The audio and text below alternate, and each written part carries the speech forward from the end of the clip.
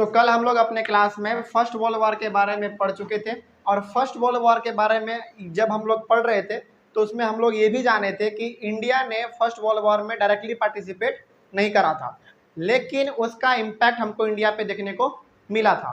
तो उसी इम्पैक्ट के बारे में आज हम लोग सबसे पहले पढ़ेंगे। हालांकि आपका जो फर्स्ट टॉपिक है वो है आपका द फर्स्ट वर्ल्ड वॉर, खिलाफत एंड नॉन कोऑपरेशन। तो हमारा जो फर्स्ट वर्ल्ड वॉर का जो थोड़ा सा बैकग्राउंड हम लोग पढ़े हुए थे वो लगभग थोड़ा बहुत हम लोगों को समझ में आ चुका है, लगभग हमारे अंदर वो कॉन्सेप्ट भी है। तो उस चीज़ को अभी हम लोग यहाँ पे रिलेट करेंगे और फिर अपना आगे बढ़ेंगे। तो ऑफलाइन में जो बच्चे पढ़ रहे हैं, हालांकि ये तो हमारे सामने है, ऑनलाइन में जो बच्चे पढ़ रहे हैं, यदि आपने हमारा प्रीवियस वीडियो नहीं देखा है तो आप बिल्कुल उसको देखें, क्योंकि फर्स्ट वर्ल्ड वॉर के बारे में हम लोग वहाँ पे जिक्र किए हुए हैं। और फर्स्ट वर्ल्ड वॉर यदि आप अच्छी तरीके से समझ लेते हैं तो इस चीज़ को आप रिलेट कर पाएंगे। तो खैर, फर्स्ट वर्ल्ड वॉर में हमारे कंट्री इंडिया पे क्या इम्पैक्ट पड़ा, इसी चीज़ के बारे में हम लोगों को यहाँ पे पढ़ना है। सबसे पहले जब हम लोग फर्स्ट वर्ल्ड वॉर पढ़ रहे थे तो उसमें हम लोग ये देखे थे कि ब्रिटेन इंडिया से सोल्जर्स को लेकर जाते थे और वहाँ पे उनको फर्स्ट वर्ल्ड वॉर में लड़ने के लिए भेज देते थे। लेकिन एक बात और, उस समय पे ब्रिटेन इतना ज़्यादा पावरफुल नहीं था, इतना ज़्यादा उसके पास धन संपत्ति नहीं था कि वो अपने ही धन संपत्ति के दम पे, अपने ही पैसे के दम पे पूरा का पूरा फर्स्ट वर्ल्ड वॉर लड़ ले। तो उन्होंने क्या किया था, बाकी कंट्री से लोन ले रखा था और उस लोन के बदले में उनको जो इंटरेस्ट देना पड़ रहा था उनके बस का बात नहीं था। फिर उन्होंने इंडिया पे अपना टैक्स ज़्यादा बढ़ा देना, फिर से प्राइस डबल कर देना, इन्हीं सब चीज़ों के बारे में अभी हम लोग पढ़ेंगे और इन्हीं सारी चीज़ों को अंग्रेजों ने इंडिया में लागू भी करा था। खैर, सबसे पहला हमारा है economic and political situation. First world war पढ़ने के बाद हम लोग इतना तो पढ़ चुके थे, इतना तो कॉन्सेप्ट हमारा क्लियर हो चुका था कि फर्स्ट वर्ल्ड वॉर इंडिया में नहीं लड़ा गया था, लेकिन इंडिया पे उसका बहुत ही गहरा प्रभाव देखने को मिला था। सबसे पहला इसका जो रीजन है वो है आपका इकोनॉमिक और पॉलिटिकल सिचुएशन। इकोनॉमिक का मतलब आर्थिक। अच्छा, एक बात और, इंडिया में आर्थिक मतलब कि पैसे के रूप में, फाइनेंस के रूप में इंडिया पे इसका इम्पैक्ट कैसे पड़ा होगा, इसका सबसे बड़ा कारण था हमारा first world war.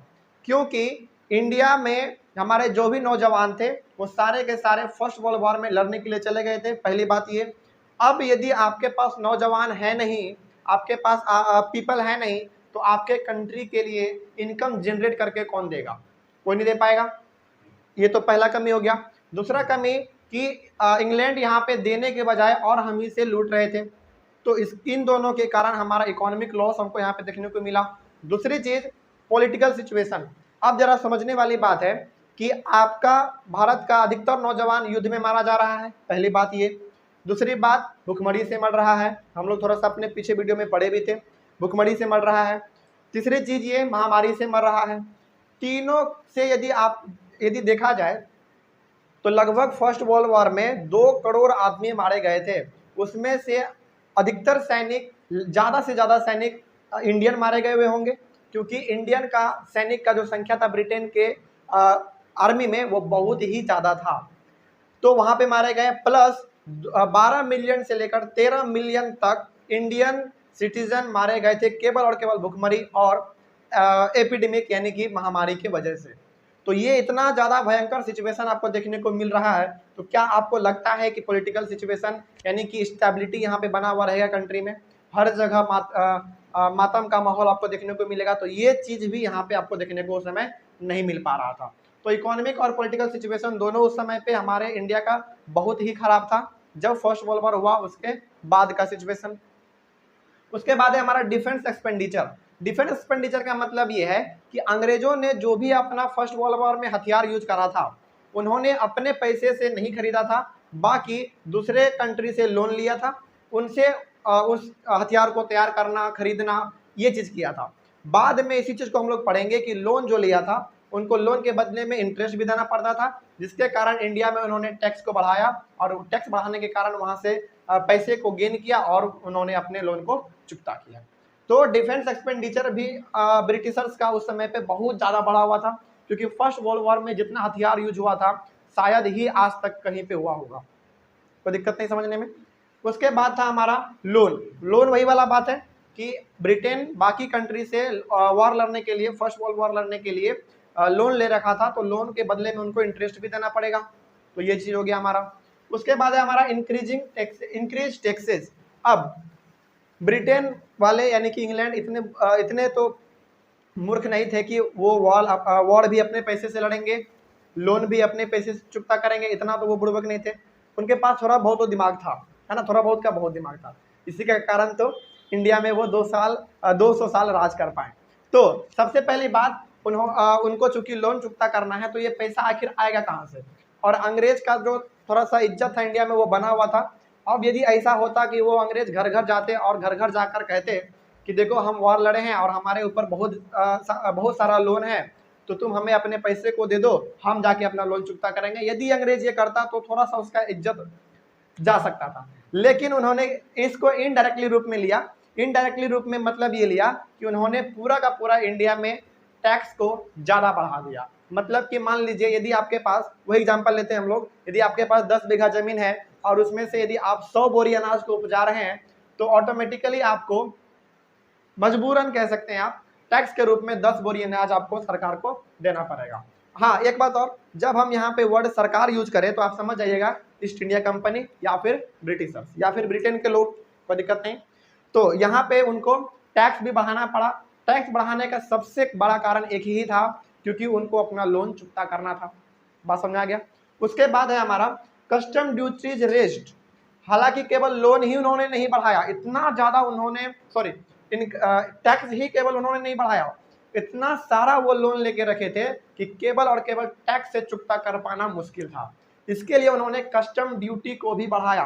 Custom duty क्या होता है? मान लीजिए उस समय पे इंडिया में अंग्रेजों का शासन होगा, तो यदि कोई दूसरा कंट्री इंडिया में अपने सामान को बेचने के लिए आ रहा है, ट्रेड करने के लिए आ रहा है, तो उसको इंडिया के बॉर्डर पे ही उनको कुछ अमाउंट टैक्स के रूप में ब्रिटिशर्स को देना पड़ता था। तो वो उन्होंने बढ़ा दिया। सपोज मान लीजिए यदि कोई ट्रेड करने के लिए इंडिया में आ रहा है, तो पहले मान लीजिए यदि वो 1 लाख रुपीज लेता था, तो अब वॉर के बाद उन्होंने 1.5 लाख 2 लाख अपने हिसाब से वो लेना शुरू कर दिए। मतलब ये कि कस्टम ड्यूटी जो था वो भी उन्होंने बढ़ा दिया। तो इसमें तो कोई दिक्कत नहीं। उसके बाद है हमारा इनकम टैक्स। देखिए ये टैक्स और ये टैक्स दोनों में फर्क है। इस वाले टैक्स में आपको लैंड के बदले में आपको टैक्स देना पड़ता था। आप यदि जंगल में जा रहे हैं तो उसके लिए टैक्स देना पड़ता था। चौकीदारी टैक्स, मतलब कि जो भी अलग अलग तरीके का टैक्स है वो सारा का सारा टैक्स इसमें इंक्लूड था, जो कि अंग्रेजों ने बढ़ा दिया था। लेकिन ये टैक्स अलग है, यह इनकम टैक्स। एक वर्ड यहाँ पे लगा हुआ है, इनकम। इनकम का मतलब ये हो गया कि आप जो भी अपने मंथली बेसिस पे, ईयरली बेसिस पे या फिर वीकली बेसिस पे आप इनकम कमाएंगे, उस इनकम का कुछ भाग आपको गवर्नमेंट को देना पड़ेगा, ईस्ट इंडिया कंपनी को देना पड़ेगा। कोई दिक्कत नहीं समझने में। मान लीजिए यदि आप एक लॉयर हैं और यदि आपको पहले तो बहुत कम था हमारे कंट्री का वैल्यू, करेंसी का वैल्यू। मान लीजिए आप यदि लॉयर हैं, उस समय पे आप 100 रुपीज़ पर मंथ कमा रहे हैं। यदि आपका सैलरी 100 रुपीज़ पर मंथ है तो आपको 10 रुपीज़ अपने आप यानी कि इनकम टैक्स के रूप में आपको सरकार को देना पड़ता था। तो ये भी उन्होंने किया अपने वॉर को चुकता करने के लिए, लोन को चुकता करने के लिए। उसके बाद हमारा था प्राइसेस डबल्ड। अब देखिए उस समय पे ब्रिटिशर्स का यानी कि ईस्ट इंडिया कंपनी का भारत में पूरा का पूरा राज था, तो वो जो चाहता वो यहाँ पे कर सकता था। दूसरी चीज, चूंकि इतना ज्यादा वो लोन ले रखा था तो उसका छोटा मोटा से काम चलने वाला नहीं था। अब ये क्या किए, इंडिया में जितने भी हमारे गुड्स हैं डेली एवरीडे लाइफ में जो हम लोग अपना मेनली यूज करते हैं, उनको इन्होंने उनके प्राइस को मेनली इन्होंने डबल कर दिया। मतलब मान लीजिए सपोज दी उस समय पे 1 केजी चावल यदि 1 रुपये में मिलता होगा तो उसको 2 रुपये पर केजी कर दिया। तो इस प्रकार से भी उन्होंने वहां से भी पैसा ले लिया। उसके बाद है हमारा हार्डशिप। हार्डशिप को समझने से पहले इन 4 टर्म को एक बार हम लोग समझ लेते हैं। देखिए सबसे पहले चीज, अपने उन्होंने वॉर लड़ने के लिए जो लोन ले रखा था उसको चुकता करने के लिए सबसे पहला उन्होंने टैक्स बढ़ाया। ये टैक्स हो सकता है चौकीदारी टैक्स हो, फॉरेस्ट में जाने के लिए टैक्स हो, आपके पास लैंड है तो आप उसको लैंड के बदले में टैक्स आपको देना पड़े, ये सारा टैक्स इसमें था। उसके बाद था हमारा कस्टम ड्यूटी। यदि आप कुछ बेचने के लिए आ रहे हैं तो आपको टैक्स के रूप में कुछ पैसे देने पड़ेंगे, वो हो गया हमारा कस्टम ड्यूटी। उसके बाद था हमारा इनकम टैक्स। आप कुछ कमा रहे हैं तो उसके बदले में आपको टैक्स के रूप में आपको कुछ ना कुछ आपको सरकार को देना पड़ेगा, ये था। उसके बाद चौथा हमारा था प्राइस डबल कर दिया गया। हर एक एवरीडे लाइफ में हम लोग जो भी गुड्स यूज करते हैं उनका। तो ये मेन हमारा 4 कारण था जिसके कारण इंडिया में हार्डशिप आ गया, यानी कि एक कह सकते हैं हम लोग कठिनाइयों का दौर आ गया। कठिनाइयों का दौर इसलिए आ गया क्योंकि हर तरफ से इंडिया को यहाँ पे लूटा जा रहा था। हमको पता नहीं चल पा रहा था कि इंडिया डायरेक्टली, ब्रिटिशर्स हमको डायरेक्टली लूट रहे नहीं, हमको धीरे धीरे धीरे धीरे वो खोखला अंदर से करते जा रहे थे। कहीं पे क्या आपके पास ब्रिटिशर्स आया डायरेक्टली और कहा कि आप हमको पैसे दीजिए टैक्स के रूप में? कहीं पे भी नहीं कहा, लेकिन इनडायरेक्टली उन्होंने क्या किया, आपको नीचे से धीरे धीरे खोखला करता चला गया और हमको पता भी नहीं चला। तो ये मेन हमारा 4 कारण था जिसके कारण ब्रिटिशर्स अपने लोन को चुकता कर पाए और इंडिया में हार्डशिप को ला पाए। हार्डशिप का मतलब ये होता है कठिनाई, और बिल्कुल उसमें कठिनाई का दौर होगा। उस समय पे ऐसा सिचुएशन था कि आपके पास यदि घर में खाने को है या नहीं है इससे सरकार को कोई मतलब नहीं था, लेकिन आप टैक्स सरकार को दे रहे हैं कि नहीं दे रहे हैं ये सबसे मायने रखता था। मतलब ये कि आप भूखे रह जाइए उससे सरकार को कोई मतलब नहीं है, लेकिन सरकार के झोली में आपका जो टैक्स है वो जाना चाहिए, वो भी रेगुलर जाना चाहिए। और यदि नहीं देते थे तब तो मारा भी करते थे। हालांकि उस समय मारने का तरीका भी अलग था, है ना। लेटाया जाता था पहले उसको एक टेबल पे, उसके बाद ऊपर से लाठी चलाया जाता था, लाठी चलाने के बाद ऊपर से नमक छिड़का जाता था। आप सोचिए कि क्या हाल होगा उस समय, है ना। खैर, उसके बाद हमारा हार्डशिप आ गया, यानी कि बहुत कठिनाइयों का दौर आ गया। उसके बाद अनफॉर्चुनेटली एक बात और, जब हम लोग फर्स्ट वर्ल्ड वॉर अपने टॉपिक में पढ़े थे तो वहां पे हम लोग जिक्र किए थे कि अधिकतर नौजवान यदि वर्ल्ड वॉर में शामिल हो रहे हैं तो यहाँ पे खेती कौन करेगा। एक और चीज हम लोग डिस्कस किए थे कि उस समय पे महिलाओं को घर से बाहर निकलने का उतना ज्यादा इजाजत नहीं था। तो फिर तो ये तो स्वाभाविक सा बात हो गया ना कि आदमी है नहीं खेती करने के लिए, लेकिन आदमी को भूख तो लगेगा, वो तो रुकेगा नहीं। तो फिर यहाँ पे हमको देखने को मिला शॉर्टेज ऑफ फूड, कोई खेती करने के लिए ही नहीं, सभी वार में गए हुए हैं, है ना। तो वहां पे आपका फसल भी नहीं हो पाया जिसके कारण भुखमरी का समस्या हमको देखने को मिला। तो शॉर्टेज ऑफ फूड भी हमको वहां पे देखने को मिला। उसके बाद अनफॉर्चुनेटली उसी दौरान, उसी के आसपास में हमारा एक महामारी भी इंडिया में फैल गया जिसका नाम था इन्फ्लुएंजा। कोई दिक्कत नहीं, बात समझ में आ रहा है। तो इन दोनों के कारण इंडिया में उस समय पे वॉर के बाद जब रिपोर्ट तैयार किया गया अंग्रेजों के द्वारा तो ये पाया गया कि 12 मिलियन से लेकर 13 मिलियन तक आदमी इंडिया में केवल और केवल भुखमरी और महामारी की वजह से मारा गया है। 12 मिलियन से लेकर 13 मिलियन, यानी कि 1 करोड़ 20 लाख से लेकर 1 करोड़ 30 लाख तक आदमी केवल और केवल भुखमरी और महामारी की वजह से मारा गया है। ये बहुत बड़ा संख्या था उस समय, बहुत बड़ा संख्या था। और इसमें हालांकि वर्ल्ड वॉर में कितने इंडियंस मरे हैं ये इनमें नहीं दिया गया है, याद रखिएगा। लेकिन हाँ, मोटा मोटी हम लोग यहाँ पे ये अंदाजा लगा सकते हैं कि फर्स्ट वर्ल्ड वॉर इंडिया में किस प्रकार से इम्पैक्ट डाला था, और यहीं से हमारा चैप्टर ही शुरू होता है। तो यदि आपने फर्स्ट वर्ल्ड वॉर का जो हमारा जो एक इंट्रो वीडियो था, सबसे पहला लेक्चर देखे तो बहुत अच्छी बात है, नहीं देखे तो उसको देखिए ताकि ये सारा चीज़ आप उससे डायरेक्टली कनेक्ट कर पाएँ और हर एक चीज़ को अच्छे तरीके से समझ पाएँ।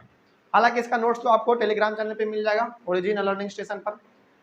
उसके बाद हमारा हाँ, अब हमारे भारत के इतिहास में नेशनलिज्म इन इंडिया जो हम लोग चैप्टर पढ़ रहे हैं, यहाँ पे कहीं पे भी अभी तक फिलहाल हम लोग महात्मा गांधी के बारे में जिक्र नहीं किए थे, है ना। हाँ, ये थोड़ा सा भले ही हम लोग जाने थे कि महात्मा गांधी एक लीडर के रूप में हमारे सामने आए, लेकिन अब जो हम लोग पढ़ने जा रहे हैं इसमें पूरा का पूरा महात्मा गांधी के बारे में ही पढ़ेंगे।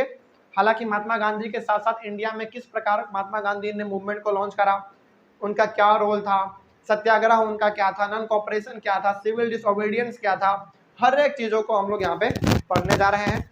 और ये भी चीज़ पढ़ेंगे इसमें कि हालांकि गांधी जी ने जो भी मूवमेंट लॉन्च किया उन सारे मूवमेंट को उनको किसी कारणवश से रोकना भी पड़ा। क्यों रोकना पड़ा इसको भी हम लोग इसमें देखेंगे। गांधी जी को आप 1 से 2 पन्नों में नहीं समेट सकते हैं, ये आप जान लीजिए, क्योंकि गांधी जी केवल गांधी जी एक नाम नहीं है। गांधी जी आप कह सकते हैं इंस्पिरेशन है, हमारे लीडर हैं, फादर ऑफ नेशन है। मतलब ये गांधी जी के बारे में यदि आपको जानना हो तो आप 1 या 2 बुक पढ़ के नहीं समझ पाएंगे। इसके लिए आपको पूरा का पूरा गांधी जी के जैसे गांधी जी के जैसा आपको सोचना पड़ेगा। गांधी जी के बारे में आपको पूरा नीचे से लेकर ऊपर तक हर चीज आपको पढ़ना पड़ेगा, तो गांधी जी को आप समझ पाएंगे। हालांकि इसमें हम लोग समझने की कोशिश करेंगे गांधी जी को। अब हमारा जो नेक्स्ट टॉपिक है वो हमारा है द आइडिया ऑफ सत्याग्रह। हालांकि हमारा जो टॉपिक था फर्स्ट जो हमारा हेडिंग है आपके फर्स्ट टॉपिक का, वो फर्स्ट वर्ल्ड वॉर, खिलाफत और नॉन कॉपरेशन है। फर्स्ट वर्ल्ड वॉर के बारे में हम लोगों का खत्म।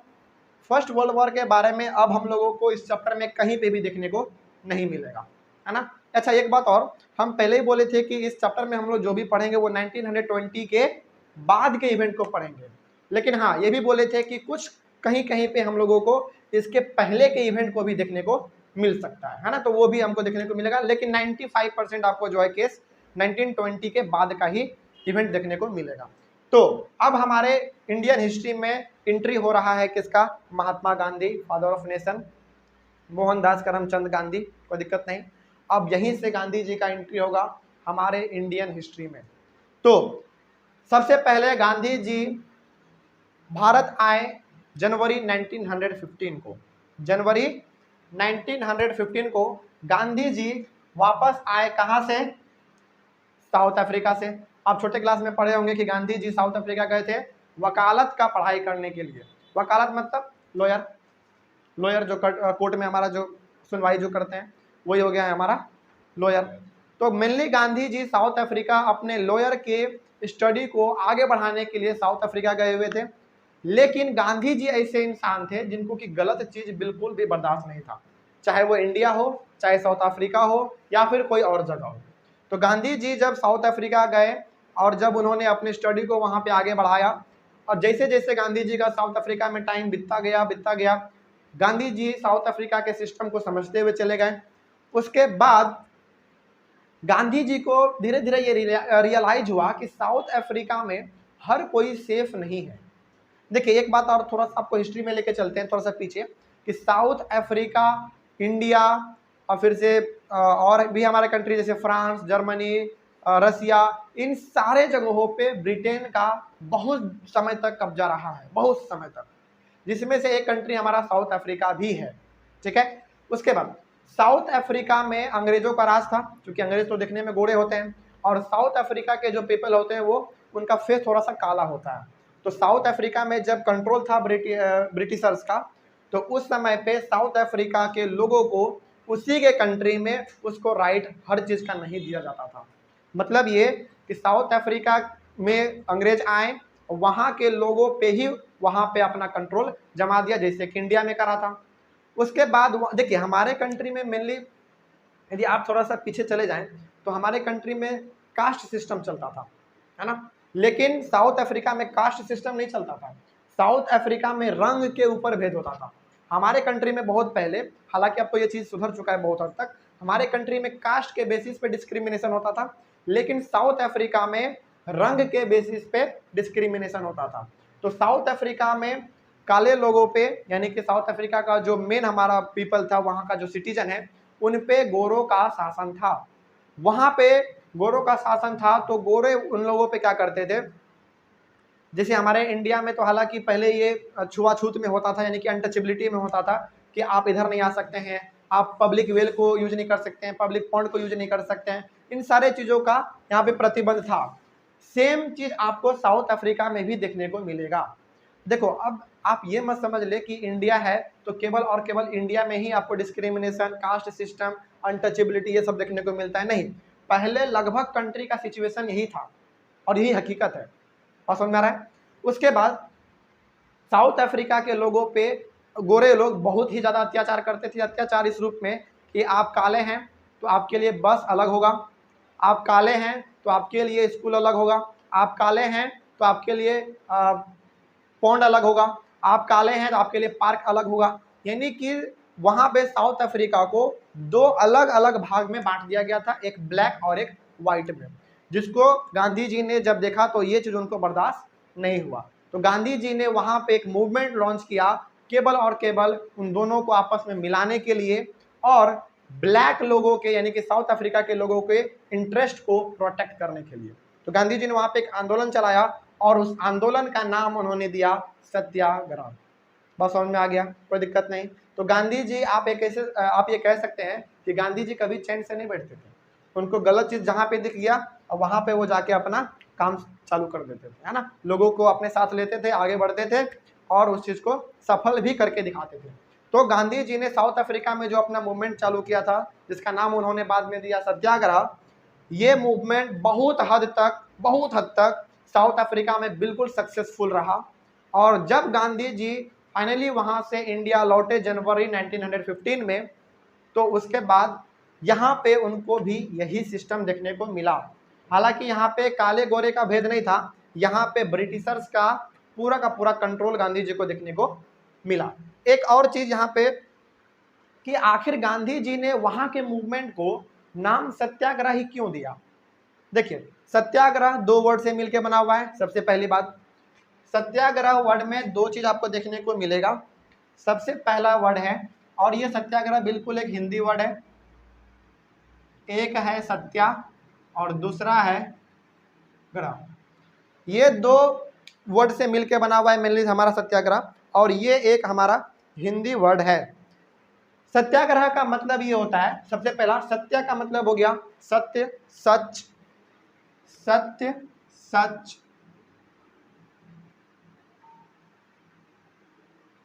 इसका मतलब ये हो गया। और ग्रह का मतलब होता है रास्ता या फिर मार्ग, अब जो भी कह ले। तो गांधी जी ने सत्याग्रह वर्ड इसलिए चुना क्योंकि गांधी जी का यह मानना था कि साउथ अफ्रीका में जो मूवमेंट चल रहा है काले गोरे के बीच में, वो बिल्कुल सत्य के राह पर होना चाहिए। मतलब ये देखिए, अब जरा आपको ये थोड़ा सा सोचना पड़ेगा कि यदि गोरे और काले के बीच में डिफरेंस है और उसके लिए यदि प्रोटेस्ट किया जा रहा है, तो क्या यह गलत चीज है? क्या बिल्कुल गलत नहीं है, क्योंकि हर एक किसी का क्या है, लिविंग करने जीने का क्या अधिकार है, बिल्कुल है। तो वो चीज सही था। इसीलिए गांधी जी ने कहा कि हम लोग सत्य के राह पर चलेंगे और शांतिपूर्वक प्रोटेस्ट करके अपने अधिकार को वापस लेंगे। इसीलिए उन्होंने नाम दिया सत्याग्रह, मतलब कि सत्य के राह पे चलकर अपने न्याय को यानी अपने राइट को हासिल करना है। उसी तरीके से जब गांधी जी जनवरी 1915 में वापस आए इंडिया, तो उनको यहाँ पे सेम सिचुएशन देखने को मिला। मतलब ये कि जो वहां पे अंग्रेजों को देख रहे थे वो गोरे गोरे, यहाँ पे भी उनको सेम सिचुएशन देखने को मिला। लेकिन यहाँ पे काले गोरे के बीच में भेद नहीं था, यहाँ पे पूरा का पूरा इंडिया पे ही उन्हीं का कंट्रोल था। वो जो चाह रहे थे वो अपना कर रहे थे। उस समय पे इंडिया में जब पहली बार गांधी जी आए, तो लोगों ने उसको एक लीडर के रूप में एक्सेप्ट किया। इसके पीछे सबसे बड़ा रीजन ये है। अच्छा, एक बात और, क्या इंडिया में गांधी जी के आने से पहले और लीडर नहीं थे क्या? बिल्कुल थे। सुभाष चंद्र बोस थे, जवाहरलाल नेहरू थे। तो फिर गांधी जी को ही अपना लीडर लोगों ने क्यों चुना? हालांकि सुभाष चंद्र बोस भी लीडर थे, ऐसा कोई बड़ी बात नहीं है, जवाहरलाल नेहरू भी लीडर थे, लेकिन गांधी जी ही एक इम्पोर्टेंट चेहरे के रूप में आगे क्यों आए? सबसे बड़ा इसका रीजन ये है कि गांधी जी को हर एक चीज के बारे में बहुत ही ज्यादा नॉलेज था। पॉलिटिक्स के बारे में उनको बहुत ही ज़्यादा नॉलेज था। दूसरी बात ये कि वो एक अपने आप में वकील थे, तो सही क्या है, गलत क्या है, हमारा अधिकार क्या है, तो वो इस चीज़ को जानते थे। इसीलिए लोगों ने उनको एक लीडर के रूप में देखा और लोगों ने कहा कि गांधी जी आप हमारे लिए आप हमारा लीडर बन जाइए और हमारे इंटरेस्ट को आप आगे लेकर चलिए। तो गांधी जी ने कहा कोई दिक्कत नहीं है, हम अपने इंडिया के लिए जान भी दे सकते हैं। तो गांधी जी ने कहा कोई दिक्कत नहीं है, हम आपका लीडर बनेंगे, लेकिन आपको मेरे साथ एकदम कंधे से कंधा मिलाकर चलना है। अब जब जब महात्मा गांधी इतना कुछ हमारे लिए कर सकते हैं, तो क्या गांधी जी के लिए हम इतना कुछ नहीं कर सकते हैं? बिल्कुल कर सकते हैं। तो हम लोगों ने पूरा का पूरा सपोर्ट किया गांधी जी को, और गांधी जी जो भी करते चले गए, हम लोग उनका हमेशा साथ दिए। हमेशा का हमेशा गांधी जी ने जो भी हम लोगों को कहा, हम लोग उनका पूरा का पूरा सपोर्ट हम लोग उनको करें, क्योंकि इसमें कहीं ना कहीं हमारा ही फायदा था, है ना। अब गांधी जी सबसे पहले जो भारत आए, तो गांधी जी का सबसे पहले जो मतलब था सत्याग्रह का इंडिया में, उस चीज को समझ लेते हैं। गांधी जी का यह मानना था कि यदि मेरा लड़ाई अपने न्याय के खिलाफ है, सच के खिलाफ है, तो हमें हथियार उठाने की कोई जरूरत नहीं है। पहली बात यह कि यदि मेरा आवाज उठाना अन्याय के खिलाफ है, गलत के खिलाफ है, असत्य के खिलाफ है, तो बिल्कुल सॉरी, हाँ बिल्कुल, इसमें हमको हथियार उठाने की कोई ज़रूरत नहीं है। हम लोग शांतिपूर्ण तरीके से आंदोलन करेंगे, सत्य के राह पर चलते हुए अपने न्याय को वापस लेंगे। पहला चीज़ यह था। दूसरा चीज़ ये, गांधी जी, देखिए गांधी जी का जो सोचने का तरीका था ना, वो बिल्कुल सभी से अलग था।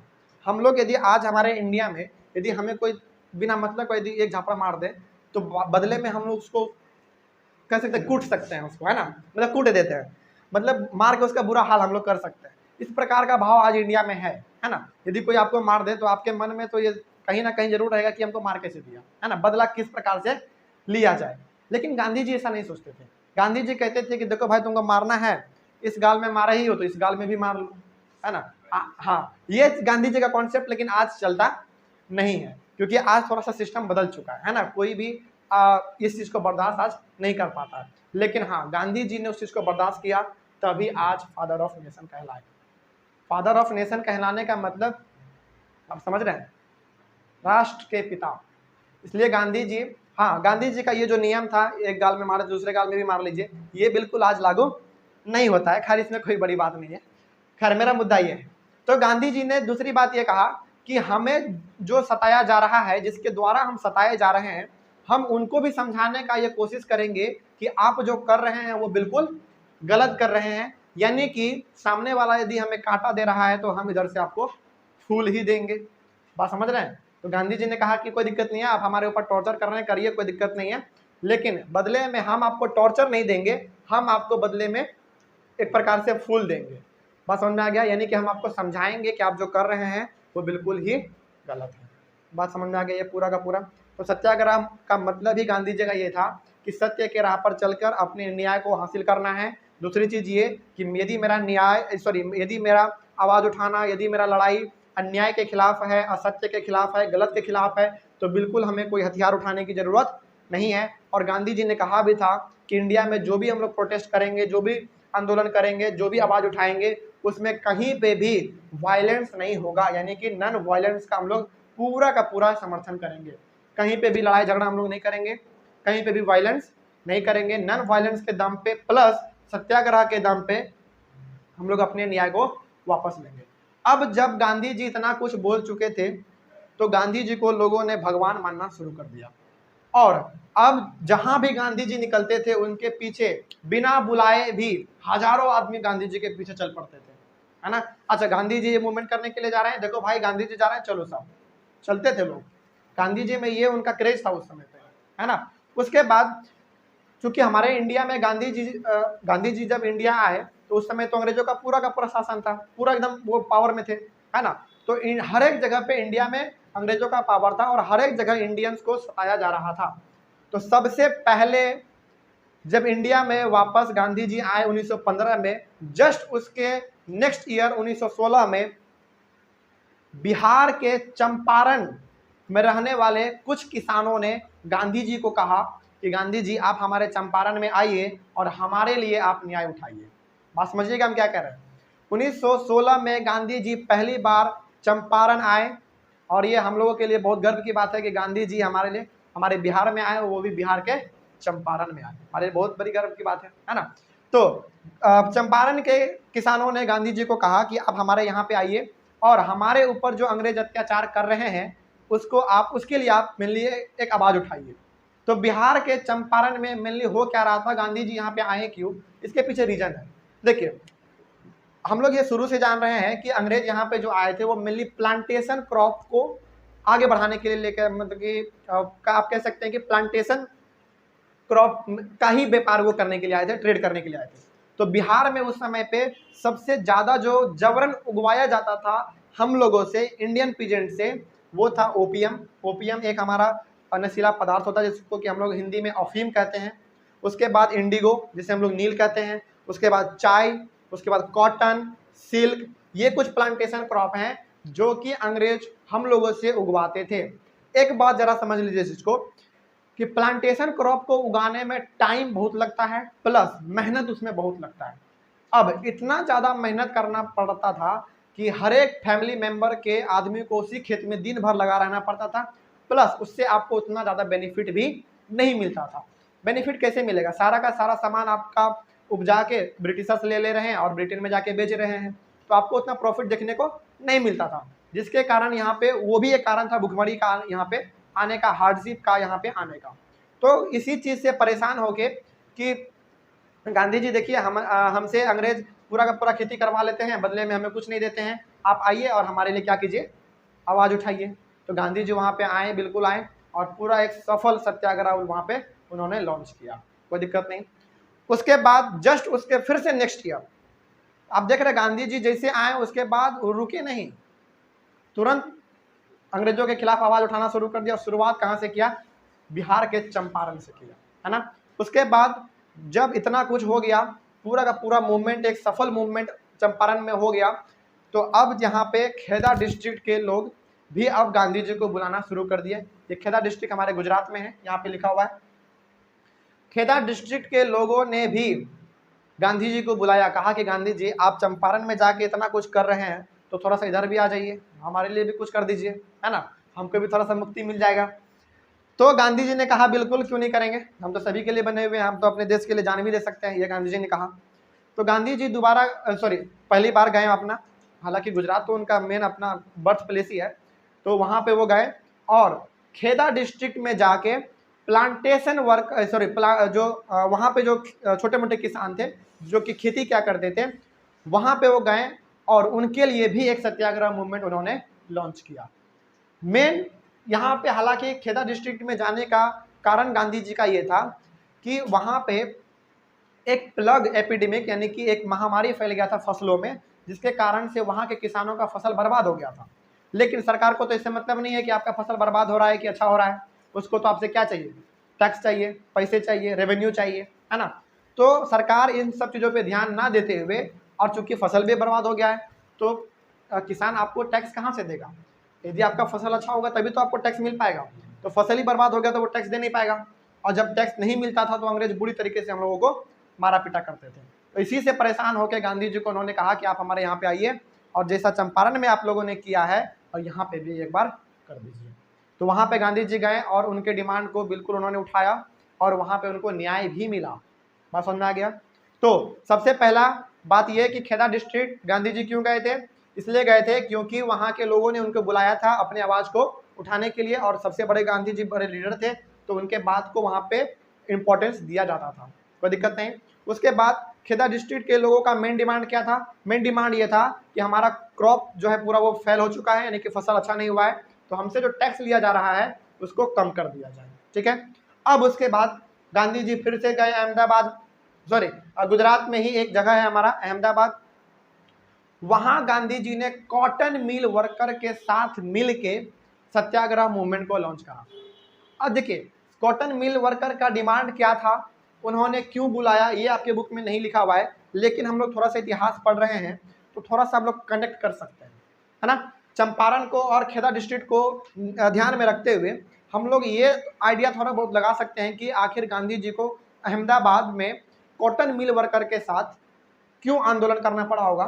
देखिए इसका रीजन सबसे बड़ा ये हो सकता है क्योंकि चूंकि इंडिया में उस समय पे हर एक जगह पे ब्रिटिशर्स का कंट्रोल था, तो हो सकता है कि ब्रिटिशर्स लोग कॉटन मिल वर्कर को डेली पेमेंट ना करते हों, पहला ये भी हो सकता है रीजन। दूसरा ये उनको बहुत ही ज़्यादा काम दे देते होंगे, है ना। तीसरा ये कि उनको छुट्टी भी नहीं मिलता होगा। ये कुछ कारण हो सकते हैं जिनके कारण कॉटन मिल वर्कर परेशान होकर गांधी जी को वहाँ पे बुलाए होंगे और गांधी जी ने वहाँ पे भी सत्याग्रह मूवमेंट को लॉन्च कर। मतलब ये कि जैसे ही गांधी जी साउथ अफ्रीका से सत्याग्रह मूवमेंट को लॉन्च किए, वहाँ पे बिल्कुल उन्होंने उसको जीता भी, सक्सेसफुल मूवमेंट रहा साउथ अफ्रीका में उनका। जैसे ही वो 1915 में जनवरी 1915 में भारत वापस आए, वो चुप नहीं बैठे, जैसे ही आए वैसे ही वो काम में लग गए। सबसे पहला, हालांकि ये 3 डेट याद करना इसलिए भी आसान है, हालांकि चारों डेट ये याद करना इसलिए आसान है क्योंकि 1915 में गांधी जी भारत आए, 1916 में चंपारण में उन्होंने पहला सत्याग्रह मूवमेंट लॉन्च करा, 1917 में खेदा डिस्ट्रिक्ट में उन्होंने लॉन्च करा, जस्ट उसके बाद यानी कि 1918 में उन्होंने अहमदाबाद गुजरात में कॉटन मिल वर्कर के साथ करा। कोई दिक्कत नहीं, बात समझ में आ रहा है। तो ये चारों का चारों डेट जो है हमारा याद रखना भी थोड़ा सा आसान है, 1916, 17, 18, चंपारण, खेदा, अहमदाबाद, इस प्रकार से आप इसको याद रख सकते हैं। अब एक बार और एक चीज़ और कि हालांकि गांधी जी इतना ही में वो चुप नहीं बैठे थे। इसके बाद हम लोग जो अपना पढ़ेंगे, जैसा कि अभी हम लोग कहे हैं कि हमारा मेन टॉपिक था फर्स्ट वर्ल्ड वॉर, खिलाफत और नॉन कॉपरेशन।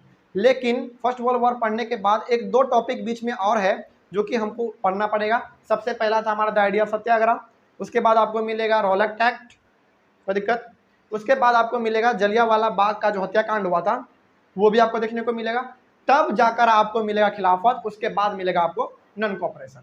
यानी कि नॉन कॉपरेशन तक पहुंचने, नॉन कॉपरेशन तक पढ़ने के लिए हमको कुछ बीच में एक दो टॉपिक और पढ़ने पड़ेंगे। जैसे सत्याग्रह तो हमारा खत्म हो गया, उसके बाद है हमारा रॉलेट एक्ट, फिर से है हमारा मार्शियल लॉ, फिर से उसके बाद है हमारा जलियांवाला बाग का जो हत्याकांड हुआ था उसका क्या क्या इम्पैक्ट पड़ा अमृतसर, पूरे पंजाब पे, नॉर्थ स्टेट पे क्या इम्पैक्ट पड़ा, ये भी हमको उसमें पढ़ना है।